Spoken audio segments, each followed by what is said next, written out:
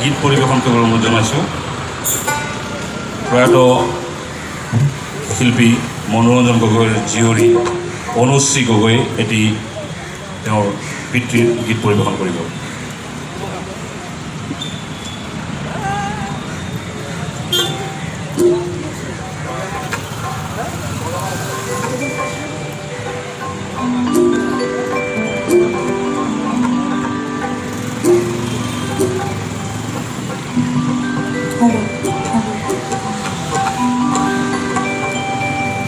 আজি মোৰ পিতৃ প্ৰয়াত শ্ৰী মনোৰঞ্জন গগৈ দেৱ আৰু বিশিষ্ট বাঁহীবাদক প্ৰভাত শৰ্মা দেৱৰ আৰু সংগীত শিল্পী কুল বৰুৱা দেৱৰ যি শ্ৰদ্ধাঞ্জলি অনুষ্ঠান আমাৰ গুৱাহাটী সদৌ গুৱাহাটী ছাত্ৰ সন্থা আৰু অন্যান্য গোষ্ঠীসকলে যি অনুষ্ঠান পাতিছে তাৰ কাৰণে মই আন্তৰিক কৃতজ্ঞতা জ্ঞাপন কৰিছোঁ। আৰু লগতে সদায় শুনি থকা মোৰ পিতৃৰ মুখত সদায় শুনি থকা তেওঁৰে খুব প্ৰিয় এটি গীত মই গাবলৈ ওলাইছোঁ। নাজানো মই কিমান গাব পাৰিম, কাৰণ এই অকণমান আগতে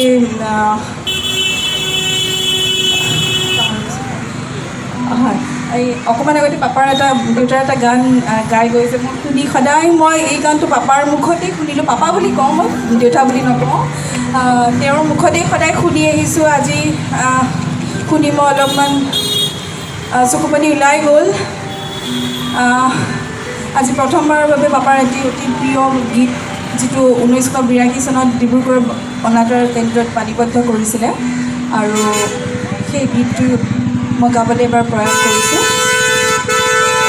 কথা হৈছে প্ৰশান্ত বৰদলৈ আৰু সুৰ দিছে মনোৰঞ্জন গগৈ আৰু ধীৰেন কুমাৰ।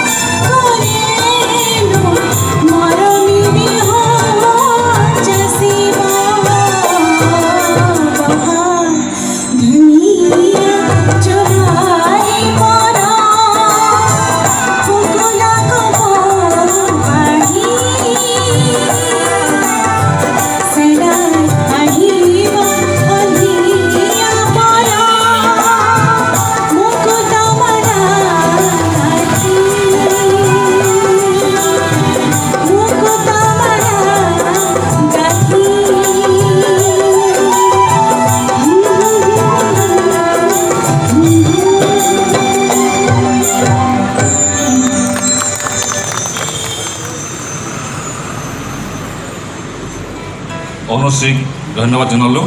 ইয়াৰ পিছত বক্তাৰ বিষয়ে অনুৰোধ জনাম সমজলদাৰ শেষ বক্তা। তাৰপিছত ৰূপম ভূঞাই কুলদাৰ এটি গীত গাব। তাৰপিছত তিনিওটা পৰিয়ালৰ তৰফৰ পৰা ইয়াত তেওঁলোকে পৰিয়ালৰ অনুভৱ প্ৰকাশ কৰিব। তাৰপিছত আমি সকলোৱে একেলগে সন্মুখৰ বন্তি প্ৰজ্বলন কৰি আজি অনুষ্ঠান সামৰণি মাৰিম। এতিয়া মই সমজলদাক দুআষাৰ ক'বলৈ অনুৰোধ জনালোঁ।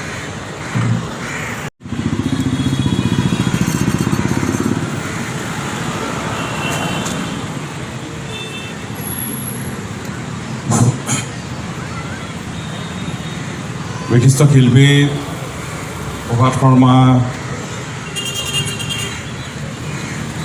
কুলদা, মনোৰঞ্জন গগৈক শ্ৰদ্ধাঞ্জলি জনাবলৈ সদৌ গুৱাহাটী ছাত্ৰ সন্থা আৰু যুৱ তীৰ্থ, স্বৰাঞ্জলি, সুৰবাহিনী, সুৰসন্ধান, যুৱ তীৰ্থ, দিৱস সংঘ, গুৱাহাটী চিনে মিউজিচিয়ানছ এছ'চিয়েশ্যনে আয়োজন কৰা এই শ্ৰদ্ধাঞ্জলি অনুষ্ঠানত উপস্থিত সদৌ অসম ছাত্ৰ সন্থাৰ সন্মানীয় সভাপতি দীপাংকৰ কুমাৰ নাথ, মুখ্য বিষয়ববীয়াসকল, এই অনুষ্ঠানত উপস্থিত